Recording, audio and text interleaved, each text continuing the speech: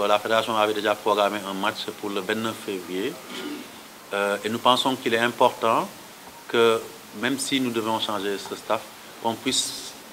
se mettre dans une logique de continuité et ce match-là, à nos yeux, sera maintenu avec notre équipe nationale. Mais nous avons dit que, justement, les avantages des acquis que nous avons nous permettent aujourd'hui d'avoir des attelages qui sont là en permanence dans toutes les équipes. Et pour assurer un intérim, la logique voudrait qu'on se tourne vers les attelages existants qui sont là. Et l'attelage qui est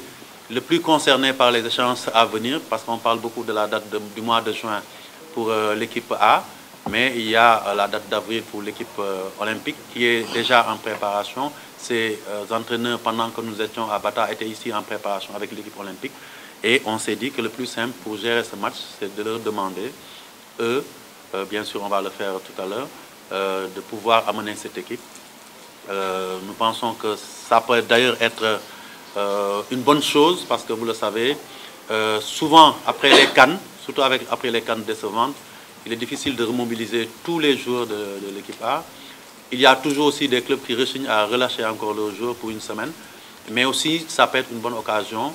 de lancer dans le bain, ça bien sûr c'est les entraîneurs et la direction technique qui vont en décider, certains jeunes joueurs qui sont déjà dans l'équipe nationale A ou qui sont à la porte, ça leur servira de préparation pour l'échéance qui nous paraît aussi importante de qualification pour les prochains Jeux olympiques, mais aussi de mettre en chantier un nouveau départ après ce que je peux considérer comme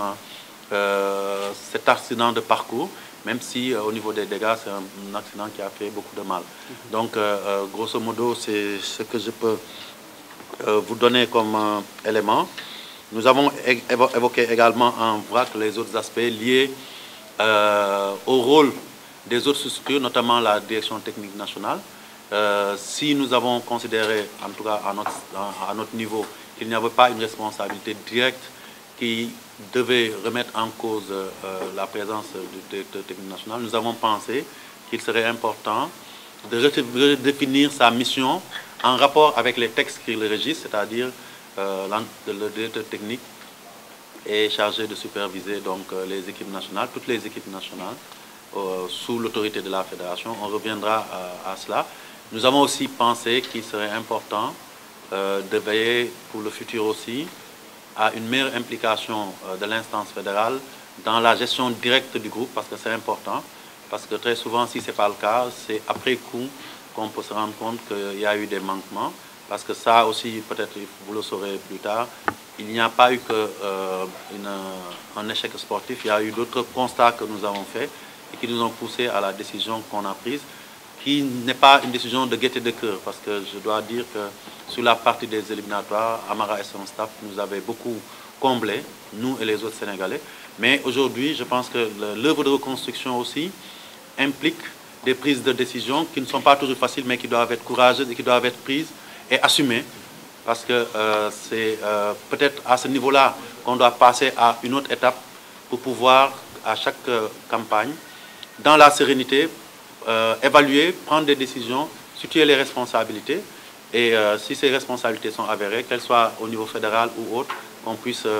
donc les assumer ensemble. Et aujourd'hui, c'est cette décision que le comité exécutif a prise et nous avons tenu à remercier Amara de vive voix pour le travail qui a été fait. Maintenant, pour le reste, nous allons continuer à œuvrer pour le football. C'est des gens qui appartiennent à la famille de football et qu'on ne peut pas sortir de cette famille, surtout que c'est des éléments positifs qui ont beaucoup apporté à notre football. Pour terminer, peut-être évoquer aussi le bilan financier. Nous n'en avons pas mené large, vous devez vous douter, comme d'ailleurs vous avez dû suivre un peu les péripéties de cette campagne, que la fédération n'a pas été impliquée dans la gestion financière de cette campagne et qu'à ce stade, nous ne pouvons pas, nous, faire le bilan financier de la campagne. Il appartient à la tutelle qui nous a fait la fleur de nous dire que l'aspect d'évaluation technique et sportive nous appartient, de lui dire aussi que pour ce qui concerne le bilan financier, nous n'avons pas eu à gérer les finances, vous le savez. Donc, il leur appartient de faire ce bilan financier, soit auprès de qui de droit, au niveau étatique, soit auprès de l'opinion. nous n'avons pas de choses à dire, sauf effectivement à veiller au niveau du suivi à ce que certains engagements qui avaient été pris par rapport à des charges qui devaient être exécutées dans le budget, comme sur le plan médical et qui n'ont pas été, mais aussi sur d'autres aspects, que ça puisse être fait en temps voulu.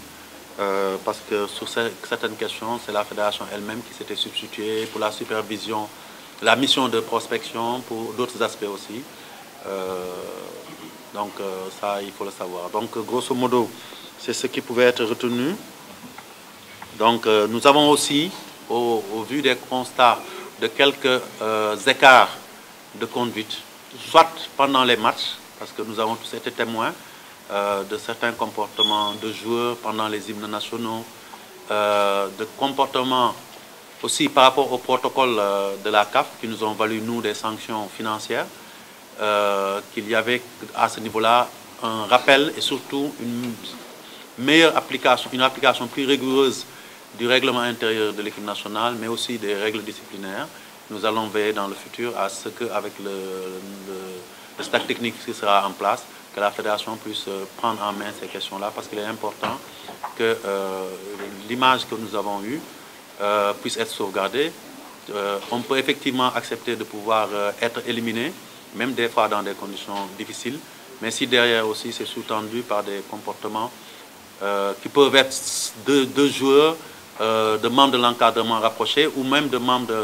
de la fédération ou d'autres institutions qui étaient présentes, il faut le déplorer et dans l'avenir, nous veillerons à ce que ça ne se répète pas dans ces conditions. Grosso modo, c'est l'information que nous voulions faire passer et certainement, s'il y a d'autres développements, vous serez informés en temps voulu.